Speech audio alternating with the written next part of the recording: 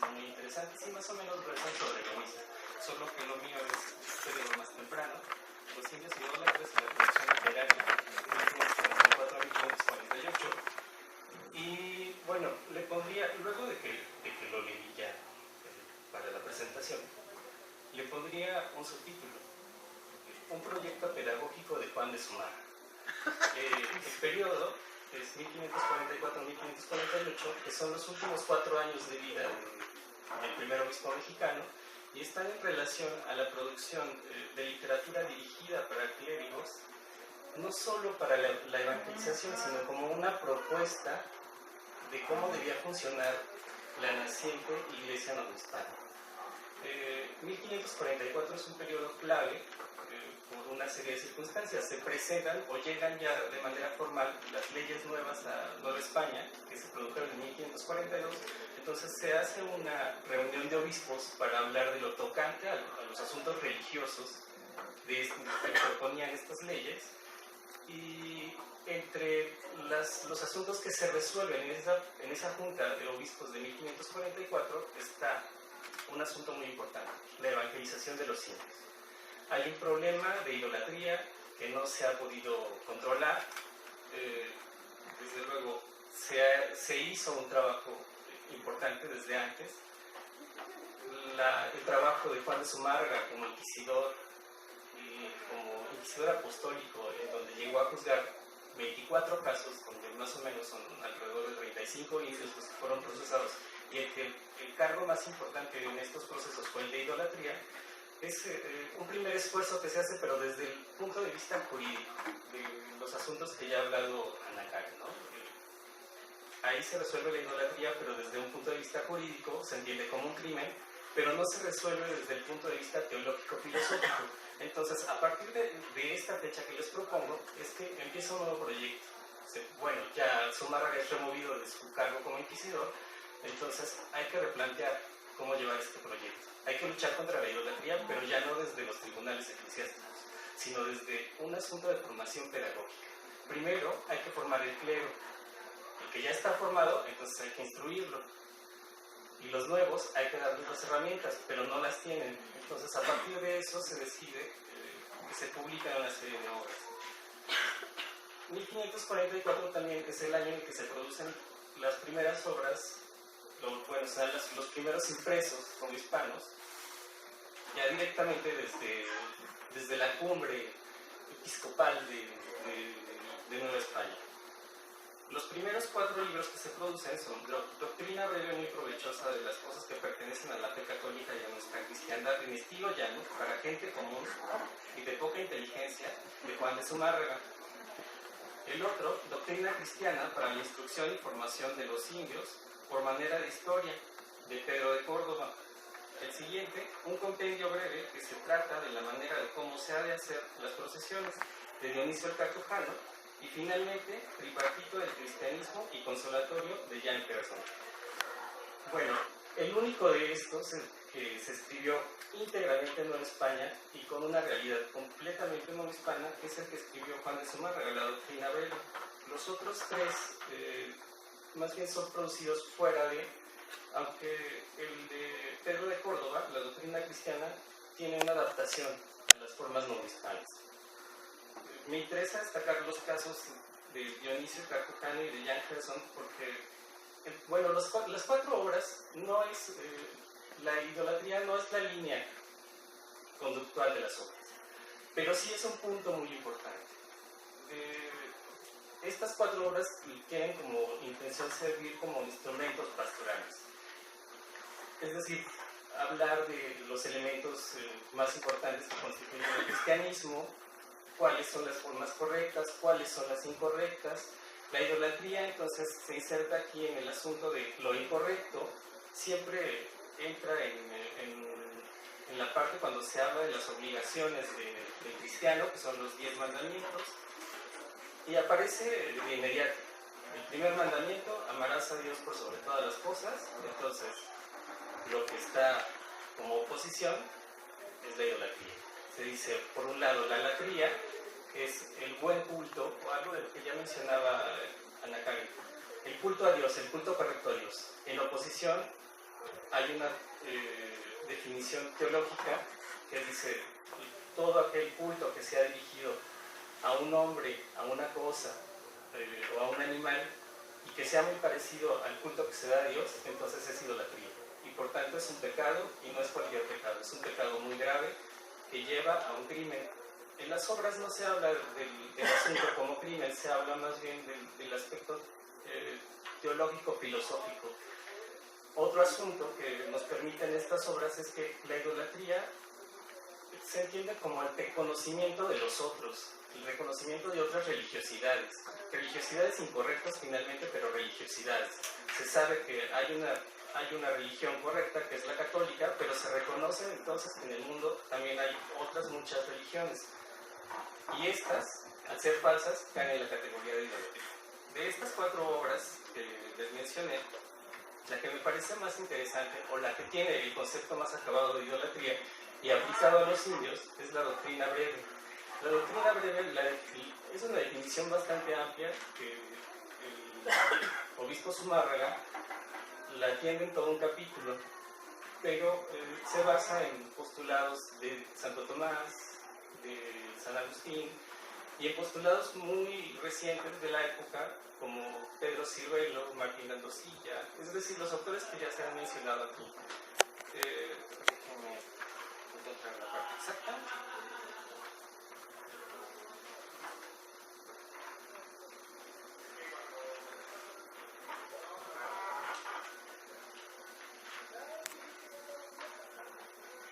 Bueno, entonces, la idolatría, Zumárraga la define como un vicio que se opone a la forma correcta de adoración a Dios y reconoce 4 formas de idolatría. 1, el pacto expreso con el diablo. 2, el pacto secreto por ciertas observancias. 3, agüeros y adivinos.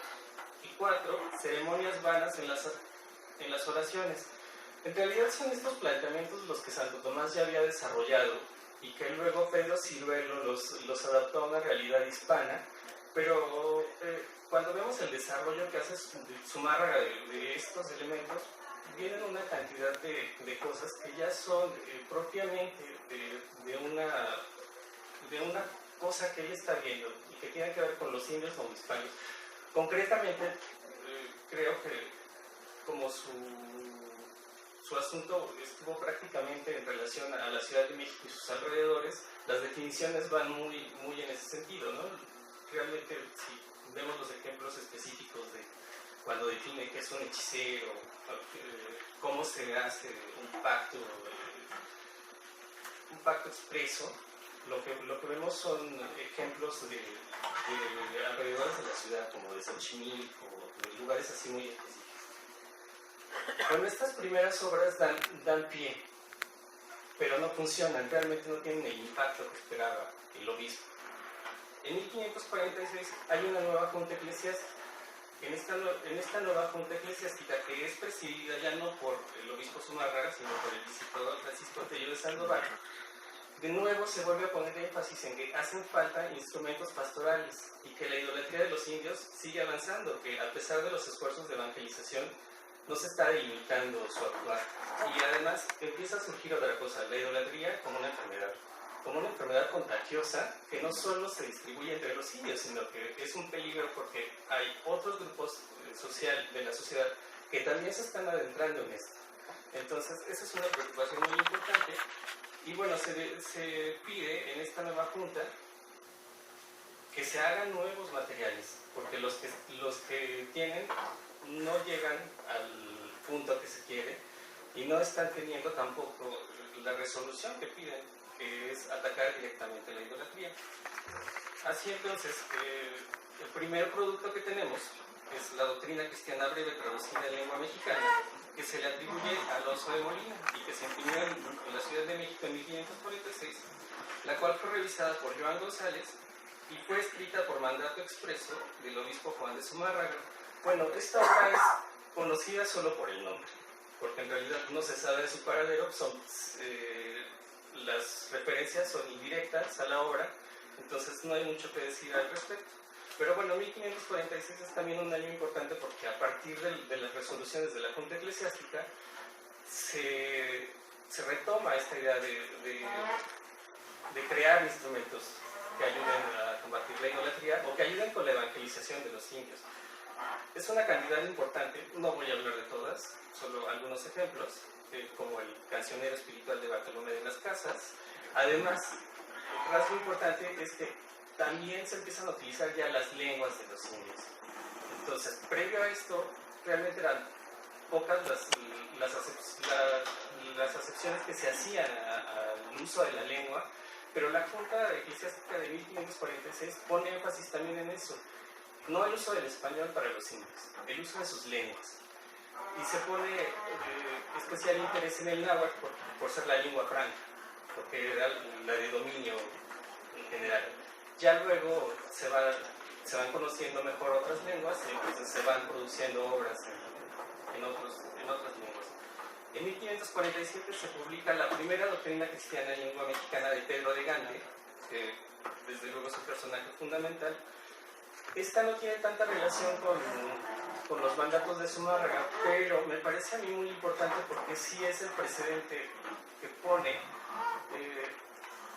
términos y conceptos religiosos muy claros que luego resultan en una adaptación de conceptos prehispánicos a conceptos cristianos, como el Tlacatecolotl, ¿no? Por ejemplo, es la primera vez que se utiliza en un documento el Tlacatecolotl para definir al diablo. Entonces, en ese sentido me parece muy interesante.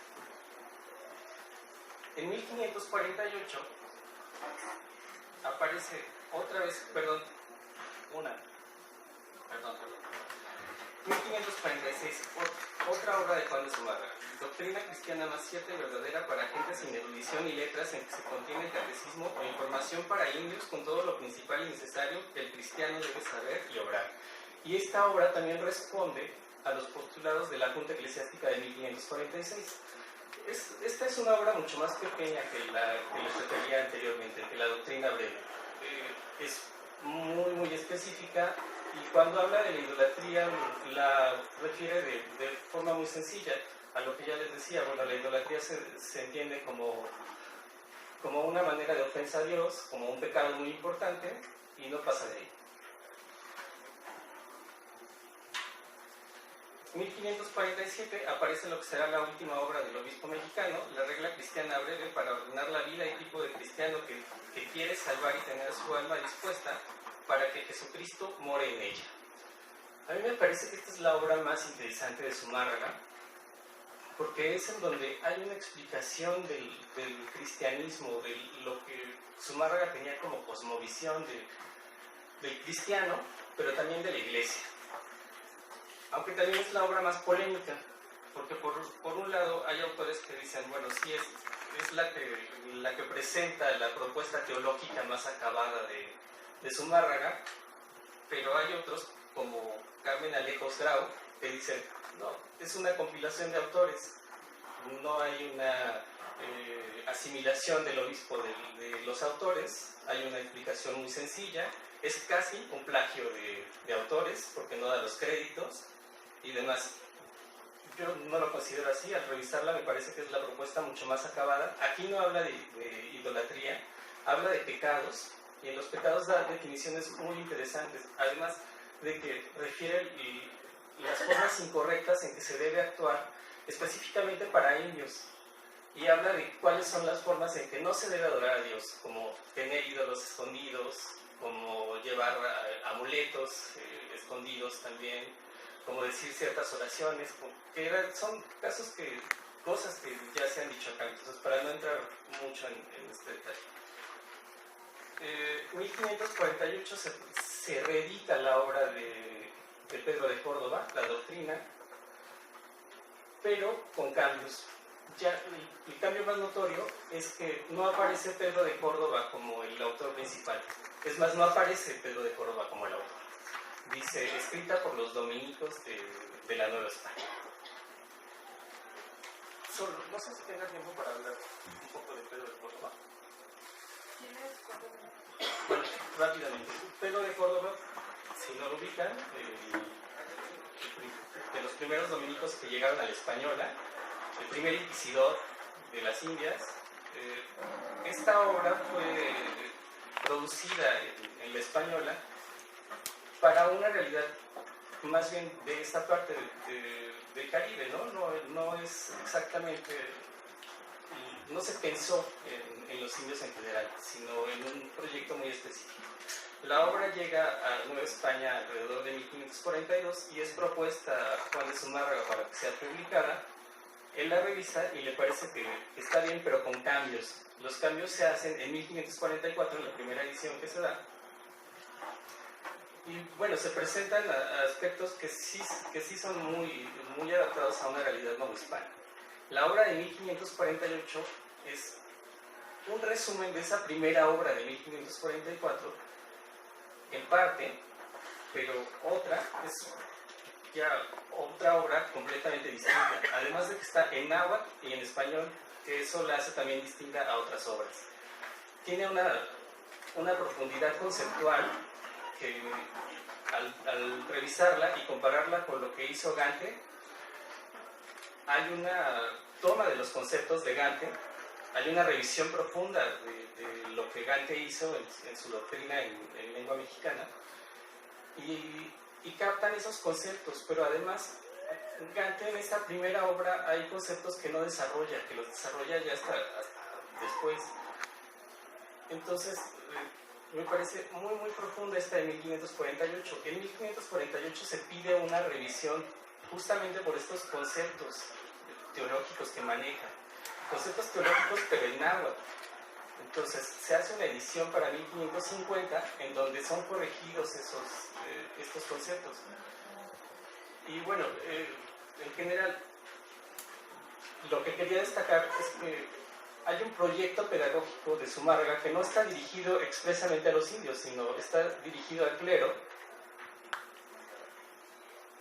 para que lo asimilen y después de que sea asimilado, entonces sí transmitirlo a los indios. La labor pedagógica entonces es doble: enseñar o instruir al clero para que tuviera las herramientas suficientes, pero siempre en el orden teológico-filosófico, porque la aplicación de justicia en todas estas obras es nula, no habla nada, no se refiere a bueno, ya capturamos a un indio idólatra en un pacto expreso con el diablo, ahora ¿qué hacemos con él? No, esa es solo la parte formal. Cómo saber quién es, cómo identificarlo, cómo entonces inducirlo por el buen camino, decirle, bueno, esto es incorrecto, esto es lo que debes hacer, y también presentarlo, ¿no? como lo bueno y lo malo. Y finalmente, todos estos textos han sido atendidos por la historiografía, pero de forma muy general. Al ver ya los textos uno por uno y hacer como un análisis más profundo, en realidad encontré que son muy pocos los autores que se han detenido a verlos, sobre todo las obras de Zumárraga. Y entonces, más que una conclusión, yo aquí quedaría como una invitación a introducirnos mucho más a las obras de Zumárraga, porque además también encontramos conceptos mucho más profundos, como los que ya hablaban acá, del saori o saludador, que creo que pocas veces se refieren o se hacen las referencias a las obras de Zumárraga como un punto de partida, de que también en Nueva España se hicieron definiciones conceptuales. Gracias.